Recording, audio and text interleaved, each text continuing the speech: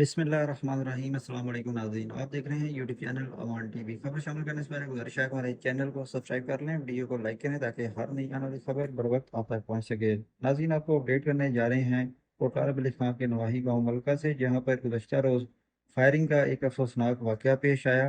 Firing के नतीजे में 7 अफराद मकामी मीडिया के मुताबिक ज़ख्मी हो गए और बताया जा रहा है कि मुसल्लह अफराद ने अंधाधुंध फायरिंग कर दी। फायरिंग का ये वाकया उस वक्त पेश आया जब मुदई फरीक जो है मलका में एक होटल पर खाना खाने के बाद वहां से रवाना हुए, जबकि मलका बाजार पहुंचने पर पहले से घात लगाए मुलजमान ने उन पर अंधाधुंध फायरिंग कर दी, जिसके नतीजे में 7 अफराद जख्मी हो गए। बताया जा रहा है कि हमलावर जो अफराद थे वो राइफलों और 30 बोर पिस्टल से मुसल्ला थे और उनकी जानिब से अंधाधुंध फायरिंग कर दी गई, जिसके नतीजे में 7 अफराद जख्मी हो गए। जख्मियों को फौरी तौर पर तिब्बी इमदाद के लिए अस्पताल मुंतकिल किया गया, जबकि इस वाक़या का मुकदमा थाना गुलियाना में दर्ज कर लिया गया है। मुकदमा नंबर 262/26 जेर दफ़ा 324, 148 और 149 ताज़ीरात पाकिस्तान के तहत दर्ज कर लिया गया है, जिसमें 6 नामजद और 4 नामालूम मुसल्ला अफराद जो हैं उनके खिलाफ ये मुकदमा दर्ज किया गया है।